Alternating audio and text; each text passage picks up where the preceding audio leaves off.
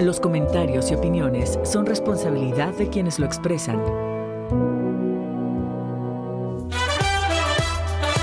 Oiga, qué bueno que nos acompaña. Ya es miércoles, ya estamos en la noche de este miércoles y 4 periodistas van a analizar los temas que le competen y le acontecen a este estado. Acompáñenos, esto se llama 8 columnas.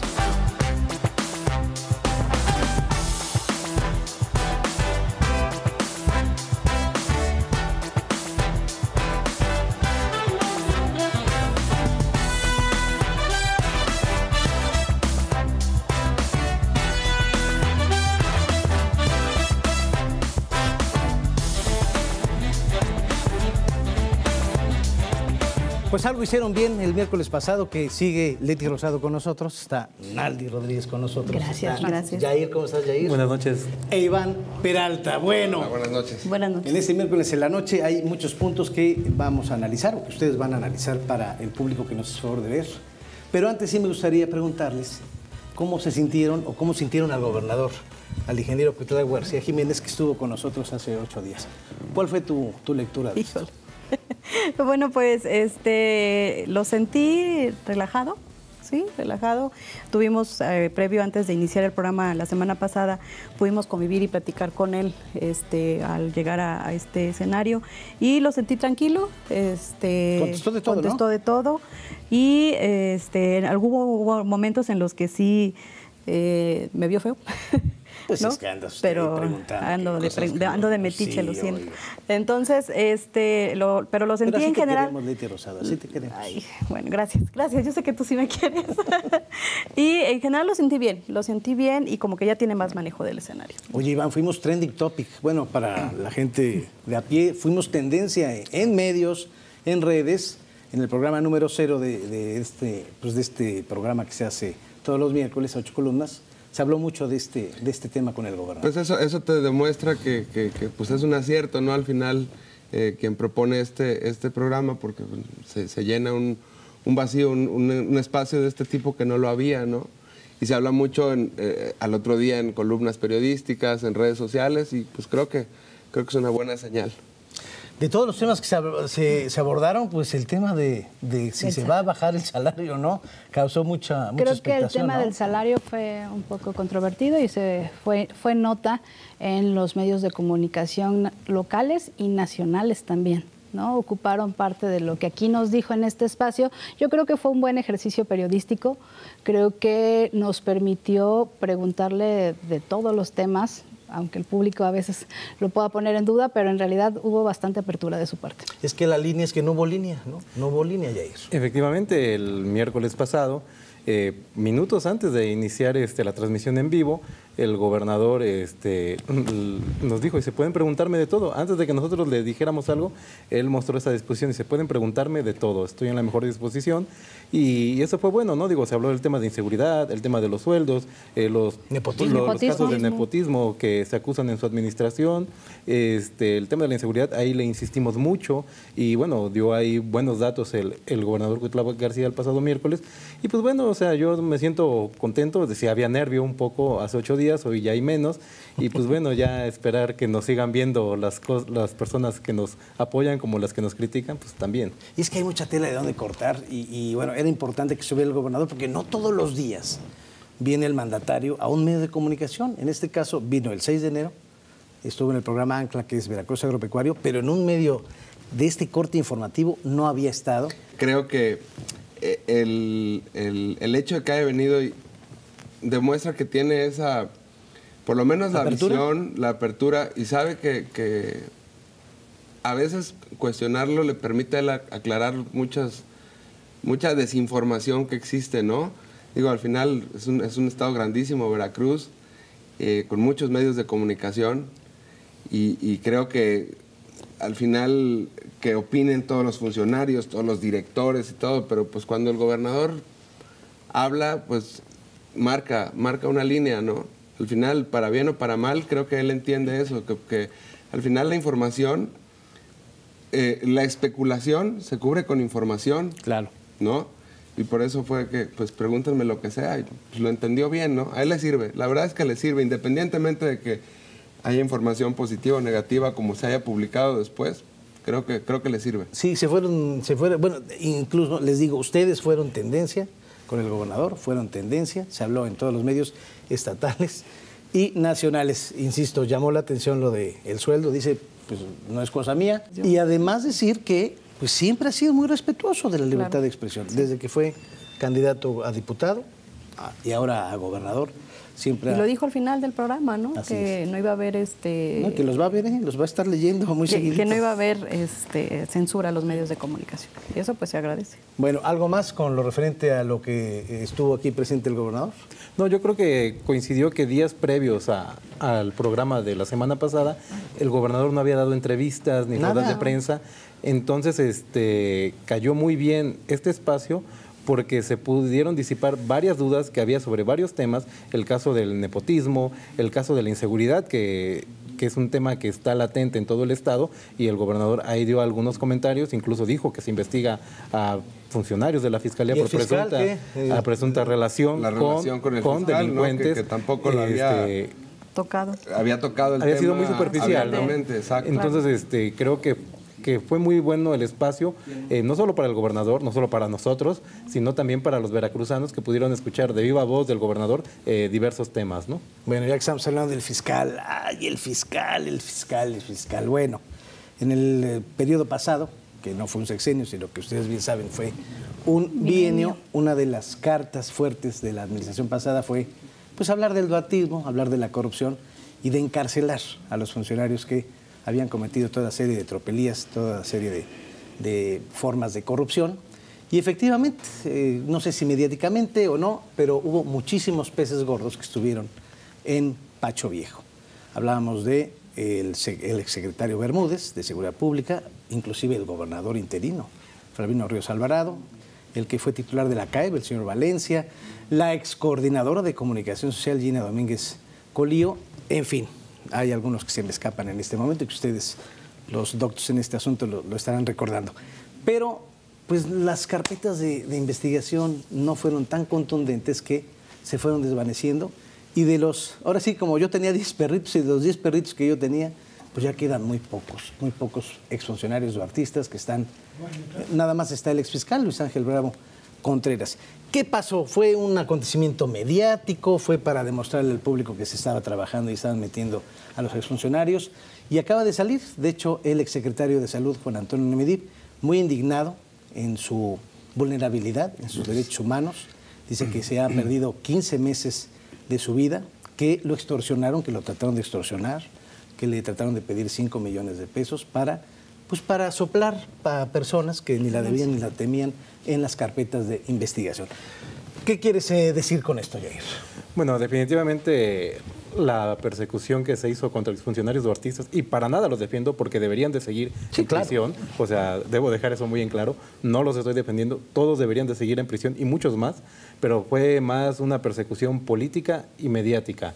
Yo estuve prácticamente en todas las audiencias de todos ellos y en varias audiencias, en varios momentos, los abogados defensores de ellos superaron a los fiscales que en el debate se veían superados, no presentaban los argumentos ni los datos de prueba necesarios para afianzar su dicho de mantenerlos en prisión o para demostrar la culpabilidad de estos.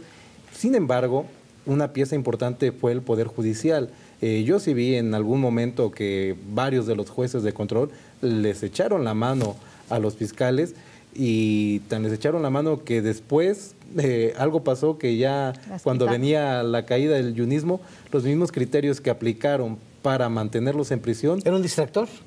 Fue completamente un distractor, fue una estrategia de 2 años para ganar una gubernatura después de 6 y después una más, otra más de 6, ¿no? Pero bueno, fue una estrategia de 4 o 6 años, porque el exgobernador Yunes ya lo venía aplicando como estrategia de pre-campaña mucho antes. Mediática, hasta ahí mediática porque no tenía un fiscal. Pero su primer acto fue presentar las denuncias, ir con cajas, su primer acto de campaña, ¿no? En abril de 2016.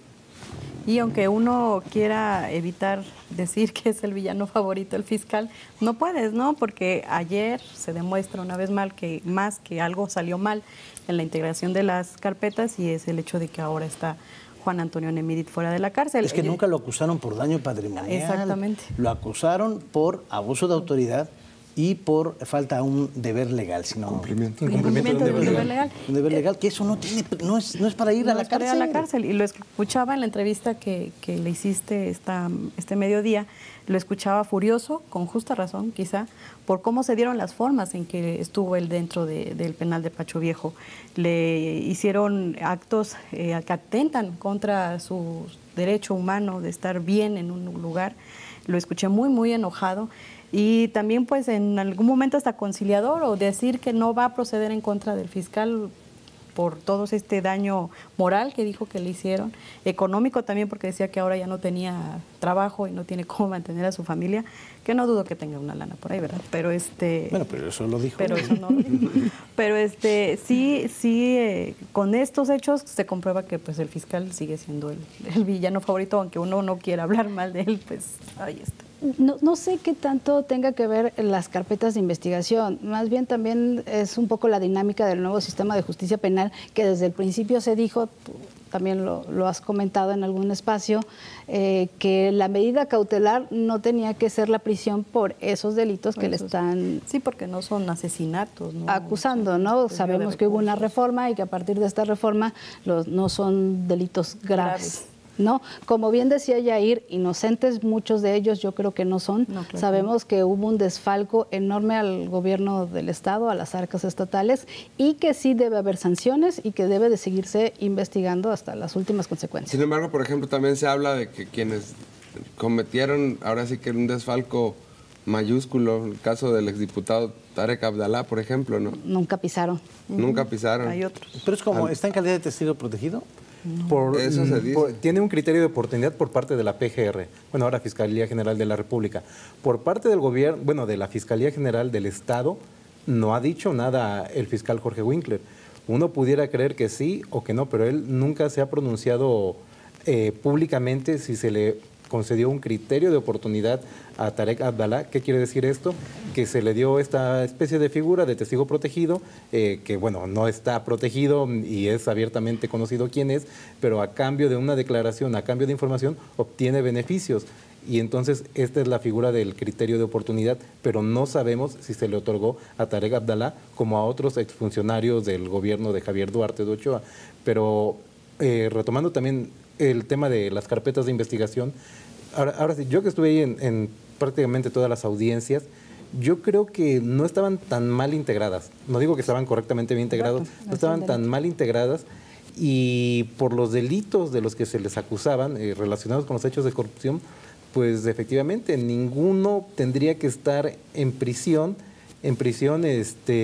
como medida cautelar, e incluso cuando la solicitaron y la argumentaron, pues los abogados dieron más argumentos para mantenerlos fuera, pero bueno, los jueces ayudaron mucho a la Fiscalía en ese sentido.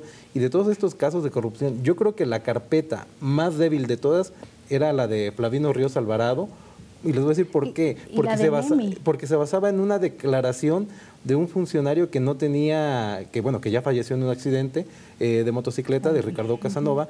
Era un funcionario menor dentro del aeropuerto que no tenía las facultades que él dijo en su declaración, y no coincidían los momentos, los tiempos, y bastó, eso fue mérito suficiente para tener, nada más una semana al doctor Ríos Alvarado ahí en prisión. Pero en esa semana le quitaron la notaría. Sí, claro. El perjuicio está hecho. Sí, el daño. ¿De qué lo acusaban a Flavino Ríos? Lo acusaban de tráfico de influencias, encubrimiento por favorecimiento, abuso de autoridad y, si mal no recuerdo, también incumplimiento de un deber legal.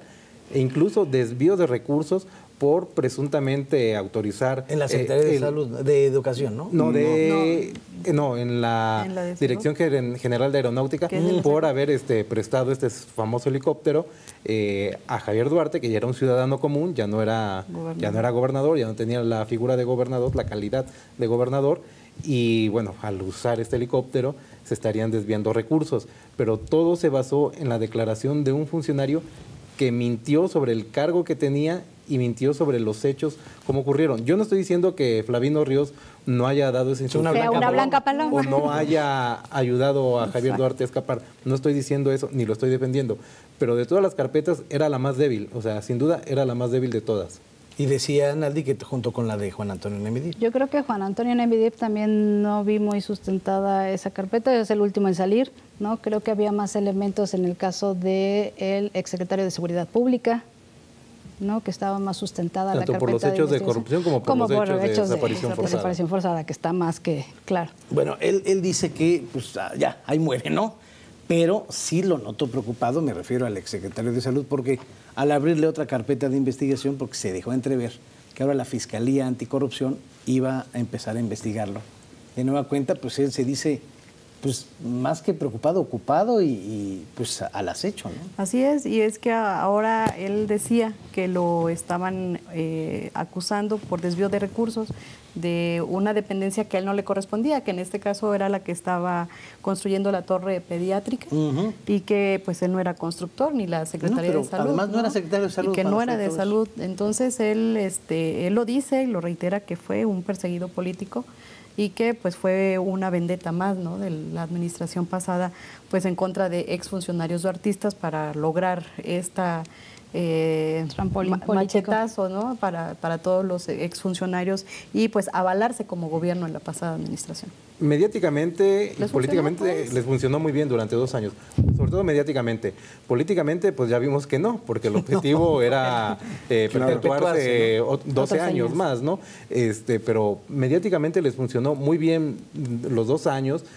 Cada vez que se les complicaba algo dentro de la administración, pues sacaban un nuevo dato en contra de Javier Duarte, o aprendían a alguien. Un sentido de la oportunidad tremendo, ¿no? Tenían las cajas el chinas. tino. Tenían el tino perfecto para este tipo de situaciones, pero pues se les vinieron cayendo. El tema es también que se investigara a fondo, ¿no? O sea, que se llegue realmente quiénes fueron los culpables. También ya lo manejabas en alguna noticia, que no había realmente denuncias del gobierno anterior, del minigobierno. En Contraloría. Sí, o sea, ¿cómo es posible que no hay? ¿Dónde está el dinero?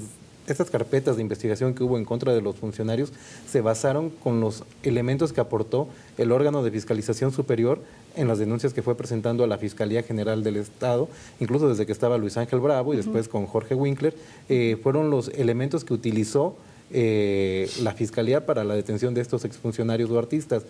Pero de ahí en fuera, durante el gobierno de Miguel Ángel Yunes, no hay una sola denuncia ni contra Javier Duarte, ni contra Karime Macías, pese a que fueron mencionados prácticamente todos los días de los pasados. Bandera de campaña. Todos los días. Sí. O sea, todos los días, de una u otra manera, salían mencionados ellos como los grandes culpables de la corrupción. Y no los estoy defendiendo. De que no hubiera obra, ¿no? Y de que no hubiera medicina, y de que no hubiera obra, y de que no hubiera dinero para que hubiera inseguridad, y de que alguien si se enfermaba de caspa también. Era culpa de ellos dos. Y no los estoy defendiendo, para nada. No eran unas buenas personas. Saquearon Veracruz, no tuvieron límites con tal de llenarse de abundancia, pero definitivamente se quedó a medias el gobierno pasado en cuanto a buscar realmente justicia, ¿no? Digo, porque hubo exfuncionarios a los que no se les tocó ni con el pétalo de una rosa, incluso aquellos que ni siquiera tenían fuero, como por ejemplo Harry Grappa. El de la SEP también, el oficial,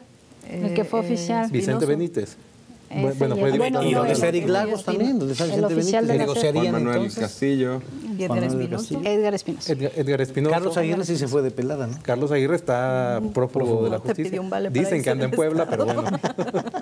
Ahora, a ver, viene el 2 de julio, sabemos el resultado, y empezamos a ver que todos los exfuncionarios duartistas salen en fila del 1 de diciembre en adelante, cuando ya hay una nueva administración, y pues obviamente el gobernador sale y dice, señores, esto no tiene que ver con esta nueva administración, están muy enclenques, si me permite la expresión, las carpetas de investigación y por eso tuvieron que salir. Porque además están saliendo a través de amparos federales. No es que estén Los exonerados. casos los están revisando. Entonces yo creo que la pregunta, si están mal integradas las carpetas, pues es más que evidente que están mal integradas las carpetas. A mí me llama la atención, por ejemplo, que sale ayer el Partido Acción Nacional y no habla no critica, por supuesto, la integración de las carpetas por parte de la Fiscalía, ni tampoco la actuación de los jueces, ¿no? Le quiere aventar... Le quiere endilgar al Poder Ejecutivo la liberación de los artistas, cuando en realidad vienen desde México, son amparos federales, Pero, ¿no? Incluso el Poder Ejecutivo no tiene ninguna relación ahí en que salgan ni siquiera libres, si fueran juicios, si fueran revisiones o amparos locales, pero son amparos federales, ¿no? Sí, realmente cuando el día lunes 3 de diciembre sale Arturo Bermúdez, al día siguiente sale Mauricio Dirac, después sale Francisco Valencia. Son los tres que salen un día tras otro. Y efectivamente, ¿quién integra las carpetas? La Fiscalía, organismo autónomo. Después, ¿quién tomó la decisión? Unos jueces de control que pertenecen al Poder Judicial, el Poder Judicial por quien es presidido por Edel Álvarez Peña. Edel Álvarez Peña, ¿con quién estuvo alineado? Con Miguel Ángel Yunes. Entonces, ¿cómo es posible que el gobernador Cuitlava García haya podido meter mano para liberar a estos tres personajes si correspondió básicamente entre la Fiscalía y el Poder Judicial, donde pues no tiene injerencia? Y digo, hay un claro distanciamiento del gobernador Cuitlava García con el magistrado. Y hay Miguel una Álvarez. frase clave que me la dice el gobernador Cuitlava en algún medio, que no quiero que se vuelva esa relación ríspida entre el Poder Judicial y el Poder Ejecutivo. Pero hay más que un sano distanciamiento. El tema de la jueza, ¿se acuerdan que había una jueza? Sí, Almalaida Sosa. Pero ya después la no mandan a colocarla. Zuluama, se ampara, la quieren mandar a Misantla, no quiere. ¿Por qué? Ella la están acosando, la obligaron a hacer algo que no ella quería fue la que hacer, la mayoría porque de ella los fue la que la artistas... mayoría dio como medida cautelar la prisión preventiva. Ella, cuando en las audiencias, cuando resuelve dejar en prisión a varios de ellos, digo, no llevaba todos los casos, pero cuando resuelve dejar como medida cautelar la prisión preventiva, la justifica y fundamenta muy bien y dice, bueno, a ver, yo tomo en cuenta que la Fiscalía me aportó estos datos de prueba, que los abogados, obviamente en descargo mencionan... Podía irse, ¿no? Huir era el... mencionan que no van a huir, que ofrecen el pasaporte, que ofrecen venir a firmar cada semana y una serie de acciones para evitar la prisión preventiva. Sin embargo, la juez cuando emite sus resoluciones las da muy bien fundamentadas, muy bien justificadas. Sin embargo, obviamente, ese es el criterio de ella. Cuando un juez federal le dice, ¿sabes qué? Tienes que resolver en sentido distinto, bueno, pues ella resuelve en sentido distinto, o incluso le dicen, vuelve a resolver tomando en cuenta ahora estos argumentos. Y es ahí donde la Fiscalía ya no logra presentar los mismos argumentos o ya no logra aportar nuevos datos de prueba y pues por ende tiene la juez se ve obligada a dejar en libertad, no libre de toda culpa, sino que enfrenten el proceso en libertad. A estos exservidores públicos. ¿Y qué es lo que hace el Poder Judicial? En castigo, dicen, no, ahora te vas a Zuluama. ¿Qué es lo que tendría que continuar o qué es lo que además, en el caso, por ejemplo, de Flavino, el documento en el que la obligan a, pues ahora sí que a dictar una nueva medida cautelar. El amparo que resuelve el juez federal. Vergonzante, o sea, le dicen prácticamente estudiante de primer semestre de Derecho. O sea, la dejan en muy mal, agresivo. lo acusaban de un delito que solo pueden cometer particulares y no servidores públicos. Sí, por eso te digo que yo creo que la presionaron. Yo creo que la presionaron y que ahora la siguen presionando. Pero le costó una magistratura. En esos días iba a ser propuesta para ser magistrada. En la supuesta lista de candidatos a magistrados. Y se le cayó. Yo creo que la actuación de la juez resolvió con lo que tuvo, con lo que le entregaron, ¿no? Y sin embargo, efectivamente, el amparo que resuelve un juez federal es bastante fuerte porque efectivamente sí exhibe varias deficiencias sobre el accionar de la jueza Almalaida Sosa Jiménez, pero bueno, ella justifica, dice, yo resolví con lo que me entregaron y cuando la Fiscalía ya no pudo aportar lo suficiente, pues tuve que dictar que quedaran en libertad estas personas y ello le costó... Y ahora le está costando el trabajo. Y ahora le está costando el trabajo porque prácticamente ahorita no está trabajando, no está cobrando, porque en teoría debería de estar en Misantla. Ella no quiere porque dice que su cambio, su movimiento fue hecho de una manera indebida. Pues muy bien, estamos a un minuto. ¿Por qué no aterrizamos este asunto? Y sí les quería yo preguntar, si después de la pausa me lo dicen, el revés que recibe la Fiscalía otra vez en torno a los 21 detenidos con el caso de Tierra Blanca, que pues no había sentencia de estos 21 Sigue sin haber. Y sí, no, pues ya hubo un revés y creo que no la va a haber. Hace algunos días pues, ofreció una disculpa pública el gobierno de Veracruz a los familiares y estas 21 personas pues se van a ir de la cárcel, ¿no? Entonces sí me gustaría si me pudieran contestar esto ustedes cuatro. Antes vamos a hacer una pausa y regresamos. Esto se llama A Ocho Columnas y regresamos en 120 segundos.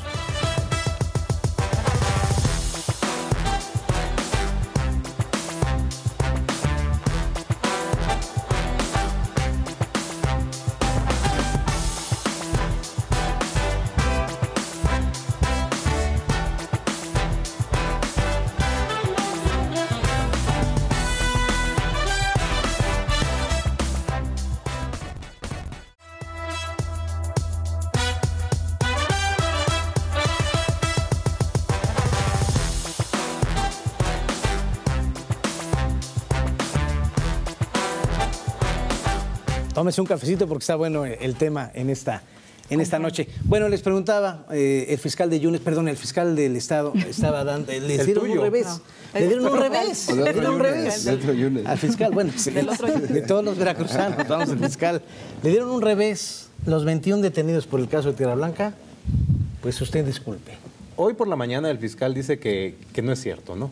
Dice que este caso no hay una sentencia condenatoria, que está trabajando, pero lo más lamentable en estos casos de temas desaparecidos es que no hay justicia y no se ha llegado a la verdad histórica de estos hechos, como frase que se acuñó en el pasado gobierno federal. Don José Jesús Murillo Caram. Sí, yo que estuve también presente en algunas de las audiencias de desaparecidos, las historias que se contaron ahí por parte de los fiscales son de terror, de horror realmente, y que los familiares de estas víctimas las hayan tenido que escuchar y que vean que al paso de los días, de los meses y tal vez de los años no haya justicia, no haya una sola sentencia condenatoria, es realmente lamentable. Es cierto que estas personas tienen el derecho a defenderse y a buscar alargar el proceso, pero también la Fiscalía tiene los instrumentos legales para buscar acelerar los procesos y también los jueces tienen las facultades para acelerar los procesos y no lo están haciendo. Es lamentable que en Veracruz, donde se habla de miles, no se sabe una cifra real, de miles de personas desaparecidas, hoy en día no tengamos una sola condena en contra de alguien por este delito. ¿Naldito? Lamentable también, creo que es decepcionante, creo que las familias merecen justicia, merecen un poco de paz y tranquilidad. Se habla de resarcir los daños, ¿no? Definitivamente en estos casos no se puede, ¿no?, reparar el daño, una reparación integral no va a haber nunca, pero sí cuando menos se debe, ya lo decía, haber alguna sentencia, haber castigados, haber un poco de justicia para que puedan encontrar ellos un poco de paz. Porque bueno, los papás de estos jóvenes, don José y también don Bernardo, están pues devastados, ¿no? Sí, con esta noticia. Lo comentaban incluso el día que el gobernador ofrece esta disculpa, yo escuchaba a don José. Sí. Cuando él dice que ya estaba literal, dice, estoy hasta la madre de esta situación. Entonces yo creo que no es justo, no es justo porque, valga la redundancia, no es justo porque hace justo una semana el gobernador les ofrece esta disculpa y ahora salen con esta situación en el Poder Judicial, ¿no? Iván. Pues coincido con mis compañeros, en realidad es una situación lamentable por todas las aristas por donde se vea, pero pues sobre todo hay que ponerse en el papel de los deudos en este caso, ¿no? Lamentablemente no hay garantías de que se va a llegar a hacer justicia en la medida de lo posible, porque bueno, pues es un daño que no se puede resarcir de ninguna forma. Sin embargo, la disculpa que hace el gobierno del Estado sí lo ven bien los familiares. Sí. Le tienen confianza a las autoridades. Pues, Claro, hay otras dos que dicen, bueno, Y lo expresaron ahí, quienes hablaron, los Sí. padres que hablaron lo manifestaron. Dicen, sí aceptamos esta disculpa, sí. Pero ni perdón ni sí, olvido. Sí creemos, dice, sí queremos confiar en este nuevo gobierno. Vemos una disposición a investigar, a recibirnos, a hablar con nosotros, cosa que no vieron en el pasado, ¿no?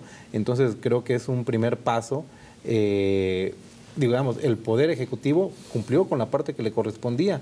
Había una recomendación de la Comisión Nacional de Derechos Humanos que decía, tienes que ofrecer una disculpa pública. En el pasado gobierno hubo demasiado orgullo y desinterés en el tema como para hacer ese evento, que no le costaba realmente nada. Si quería lo podía hacer en Palacio de Gobierno, sin invitados, simplemente el hacer la disculpa pública. Claro. No lo quiso hacer y bueno, creo que el marco que eligió el gobernador Cuitlahua García fue adecuado. El Museo de Memoria y Tolerancia, que tiene ahí documentados casos de genocidios y de violaciones a derechos humanos increíbles que no deben volverse a repetir. ahora también hay que ver que ya los colectivos, que tú manejas muy bien esos puntos, Leticia, ya no van a tratar directamente con el fiscal, ya están haciendo lo propio con Heiser, ¿no? Que tiene un cargo importante de personas desaparecidas. Así es, y más porque ya traían un trabajo previo, ¿no? Cuando Heiser estuvo en la Comisión Estatal de Derechos Humanos. Entonces, bueno, pues ya ese tema ya está encaminado, ya están trabajando, ya ahora solamente esperaríamos, ¿no? Que se sigan encontrando víctimas y los cuerpos, que son los que reclaman las familias. Digo, sobre todo que ahorita en estos últimos 10 días encontraron 2 fosas, una en Fortín y la otra en Sayula de Alemán, y digo, hemos escuchado de muchas fosas que han aparecido, muchos cuerpos, pero yo al día de hoy no he sabido de un solo caso donde hayan regresado un cuerpo, ¿no? Y digo, es lamentable porque si nadie lo ha identificado, entonces ¿quiénes son esas personas, ¿no? Que están ahí, o si no tienen el interés o la tecnología necesaria para identificar esos restos, y las personas a lo mejor ahí ya tienen ahí un familiar y no lo saben. En la primera fosa de Veracruz sí se identificaron a 4 o 5 personas, lo que decía el colectivo Solecito. Sí, ya son 4 o 5 familias que ya han logrado identificar en la primera fosa del puerto de Veracruz. Sin embargo, lo que explican los colectivos es que se necesita, además de mucha voluntad, se necesita mucho dinero. No hay especialistas aquí en Veracruz y en México para hacer esta identificación de ADN, que creo que el proceso es muy costoso, porque le dije, bueno, si ya tienen tantos restos humanos que corresponderían a tantos cuerpos, ¿no? 1,000, 2,000 cuerpos, desgraciadamente, ¿por qué no los han podido identificar y regresar a las familias y darles paz? Y me decía la señora Lucy, del colectivo Solecito, me dice, es que falta dinero para poder identificar esos cuerpos. Entonces yo creo que las familias merecen lo que se requiera. O sea, si se necesita dinero, tendrían que darle el dinero necesario para ya llevar a cabo esa identificación. Ya están los restos, ya nada más hacer ese cotejo. Y es que se perdieron, ¿no? Cuando Luis Ángel se simuló que se hacían pruebas y no se hizo absolutamente nada. Entonces ahí fue un atraso de tiempo impresionante para la identificación. Bueno, él sigue detenido, por cierto, Luis Ángel. Luis Ángel diciéndose secuestrado por Jorge Huitl. Diciéndose secuestrado, ¿no? Pero realmente está ahí por la resolución de un juez. Ahí es un juez distinto, el que lleva, no era la juez Almaleida Sosa. Almaleida empezó la con primera audiencia pero fue de con ahí Almaleida. Lo cambiaron, hay los turnos que se dan dentro del Poder Judicial, y bueno, quedó en manos de otro juez. No, de otra juez, Mónica Segovia, ya recordé. Y bueno, él se dice secuestrado, pero no, está ahí por una resolución judicial, nada tiene que ver ahí el fiscal, digo, tampoco lo estoy defendiendo, pero ahí el fiscal no tiene la culpa, ¿no? Digo, al contrario, creo que en ese caso la Fiscalía General del Estado ha logrado hasta el momento aportar los elementos necesarios para mantener en prisión a Luis Ángel Bravo por su presunta responsabilidad en la participación de delitos de desaparición forzada de personas. Los mismos colectivos dudaban de esa investigación. O sea, platicando con ellos ya fuera de grabadora, me decía, elementos seguramente hay en contra de Luis Ángel Bravo Contreras, pero no es por ahí. Están haciendo una escena, recreando una escena y se les va a caer. Y desgraciadamente no lo van a volver a poder acusar del mismo delito o culpar si no integraron bien la investigación. Es el riesgo. ¿Agotamos el tema? Sí, bueno, Sí, porque- vamos a... no, yo creo que nos va a tocar 8 minutos el otro tema, pero Los otros dos pues temas. tiene que ver, ¿no? Con los derechos y las leyes que tienen que ver con las mujeres. Yo, por cierto, las veo impecablemente vestidas. Yo a vengo mis de compañeras. varoncito hoy. No, yo vengo de varoncito. Hay 3 varoncitos, tres Yo vengo de tres varoncito periodistas y hoy. ustedes disculpen, pero A vengo de ver, varoncito. Leti Rosado, ¿qué te merece lo que escuchaste el domingo en las declaraciones, en la homilía del arzobispo Hipólito? Ay, el arzobispo. Es que es increíble. Ya no se había resbalado tanto. Desde el 2000... Ah, no es cierto. La última resbalada fea fue en el 2015, Sí. cuando dijo que las madres solteras eran una plaga. Y como que de ahí le había bajado. Pero estas últimas semanas en su homilía ha estado muy... Bueno, realmente todas las semanas en su homilía ha estado muy insistente en el tema del aborto, de las familias, de los matrimonios, en contra del matrimonio igualitario. Ha estado insistiendo. El caso es que cuando uno lo escucha dices, bueno, ya es lo mismo de siempre. Pero hace 15 días se arremete, lo más raro es que arremete en contra de su propia familia, cuando dice que una de sus sobrinas en Cuernavaca murió asesinada porque la chica estaba divirtiéndose en un antro, ¿no? Esa es una. Y el domingo pasado nos sale con su discurso dominical y dice que las mujeres estábamos perdiendo el glamour porque ya no vestíamos con vestidos y zapatillas y todo ese rollo. Obviamente, pues las reacciones se vinieron en cascada, ¿no? Por parte de colectivos feministas, por las propias mujeres que no militamos en ningún colectivo. Entonces, yo platicaba ayer con una integrante de la Red de Mujeres Feministas de Veracruz, con Brisa, y me decía que, y coincido totalmente con ella, que eran unas declaraciones retrógradas, que ya no tendrían por qué, y fuera de la realidad, porque ya las mujeres, por comodidad, por el mismo oficio en el que luego algunas trabajan, pues andar de zapatillas y medias y vestidos de seda, pues es imposible, ¿no? Entonces sí, pues mal y de malas. Ahora ya ves que está de moda, ¿fueron salidas de contexto las declaraciones o no? Si las dijo No, creo que directamente es una idea muy arcaica la que tiene el arzobispo.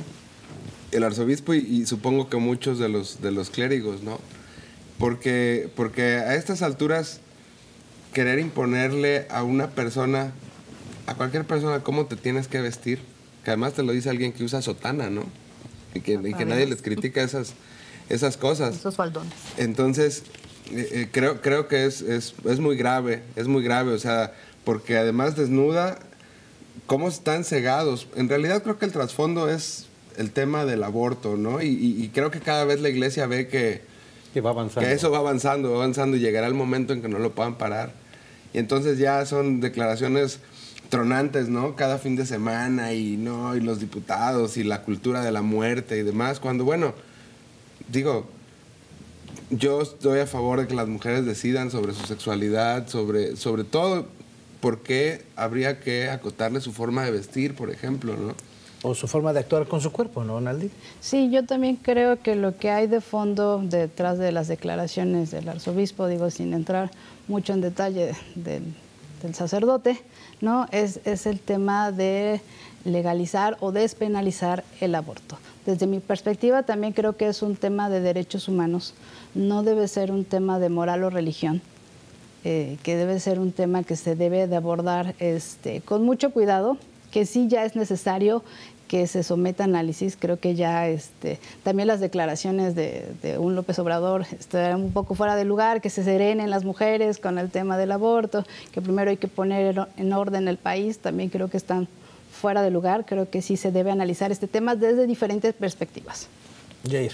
En cuanto a las declaraciones del arzobispo, digo, realmente es lamentable que pues el máximo representante de la Iglesia Católica en la arquidiócesis, que es Jalapa y amplia zona del estado de Veracruz, de la zona centro, es prácticamente el arzobispo es como el coordinador de los obispos de todos los que hay en Veracruz. Autoridad aquí en el estado. En el estado, sí. La iglesia, ¿no? Sí, aquí en el estado, él como en su figura de arzobispo.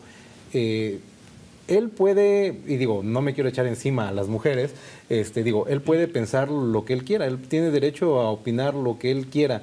Sin embargo, por la imagen que él tiene, el cargo que él tiene dentro de la Iglesia Católica, y sobre todo porque lo hizo desde el púlpito. Un domingo al mediodía. pues creo que debió haberse iglesia medido, llena. ¿no? Debió haberse medido y coincido, ¿no? La declaración, la opinión es totalmente arcaica, es medieval esa opinión del arzobispo Hipólito, pero bueno, finalmente ya lo dijo y creo que, como dice Iván, va a seguir en una tónica de dar declaraciones tronantes, cada vez más llamativas, porque como una forma de frenar dos temas que son los matrimonios igualitarios entre personas del mismo sexo y el tema del aborto, ¿no? La llamada despenalización del aborto o que se pueda permitir hasta ¿qué semana Las es? 12 semanas. Hasta las 12 semanas. Entonces yo creo que es un tema que la Iglesia Católica no va a cesar, ahí no va a dar un paso atrás, va a dar por el contrario 2 o 3 o los que sean necesarios hacia adelante con tal de impedirlo. Pero no le ayuda, o sea, digo, desde mi perspectiva, que haga ese tipo de declaraciones no ayuda en nada, creo que Hasta hace más polariza encono, más ¿no? a la Polariza la sociedad. y la gente dice, bueno, pues la iglesia, o sea, al final creo que usaste el término medieval y no hay mejor, no, arcaico completamente. O sea, te pones a pensar y ellos también son de los que piensan que la mujer tiene que estar en su casa haciendo la comida, criando a los hijos y el marido en el papel de proveedor de una familia.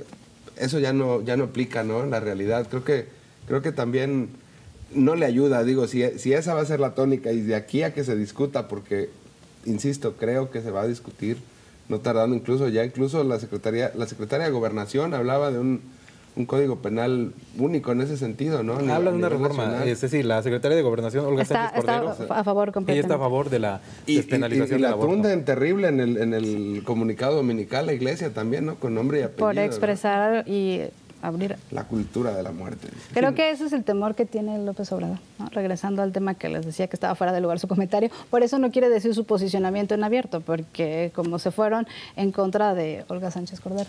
De hecho, nunca se ha Nunca metido se- de lleno en ese tema el presidente, ni siquiera siendo No es su tema. jefe de gobierno del Distrito Federal, no se ha metido de lleno en ese tema, pero la ministra Olga Sánchez Cordero sí.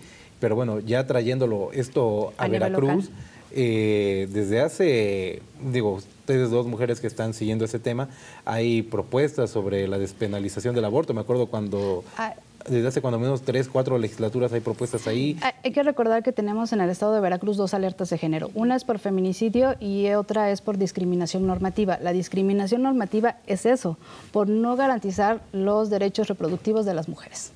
Y ya en la resolución, en esa alerta de género que fue desde el 2017, ya se pedía que se garantizara el acceso a las mujeres a la ILE, que es la intervención del embarazo. Y Legal. y todo porque en la pasada legislatura, donde el PAN era mayoría, No quiso. igualmente con este pensamiento medieval, pues dijeron, ¿cómo es posible que una mujer pueda decidir sobre su cuerpo? Y dijeron, no. Y cuando dicen no, la iglesia los aplaude enormemente. Sí, claro. No, se convierte en una romería el Congreso, el pleno está lleno de gente y hay porras y lo que nunca, ¿no? Los de Porque sí a además la vida, eso llegaron y a mí invadieron. me parece muy criticable.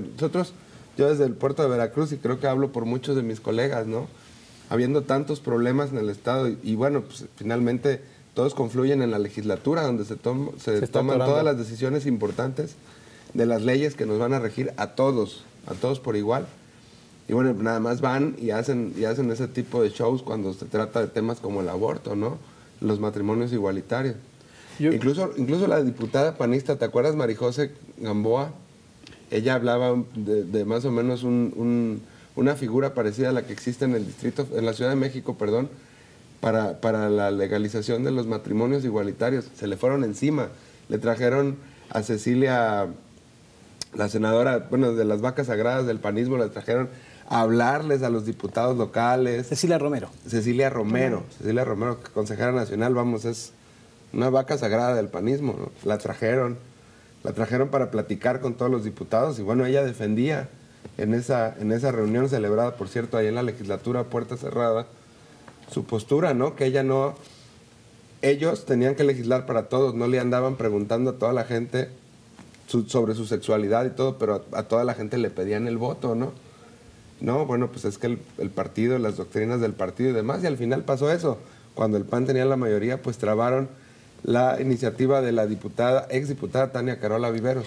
Hay además que hay que recordar también y analizar, hay un amparo que concedió un juez federal a las asociaciones y colectivos que precisamente impulsaron y dieron puerta a esta segunda alerta de género y les concedió un amparo por omisión legislativa, precisamente porque el Congreso anterior, con una mayoría cómoda panista, no quiso legislar en ese momento. Que incluso además no era legislar, despenalizar el aborto, es nada más aumentar las causales para que las mujeres puedan abortar en Veracruz por esta discriminación normativa en comparación con otros estados. No se estaba hablando de despenalizar o de legalizar el aborto, era solo aumentar las causales, 3 causales. Y que volvieron a votar y que volvió a salir la mayoría en contra, no se alcanzó un acuerdo, me acuerdo, no que se volvió a votar. Se votó 2 veces ese tema y en las 2 veces no se alcanzaron los votos necesarios. Creo que después del amparo se inconformó Congreso, es decir, no acató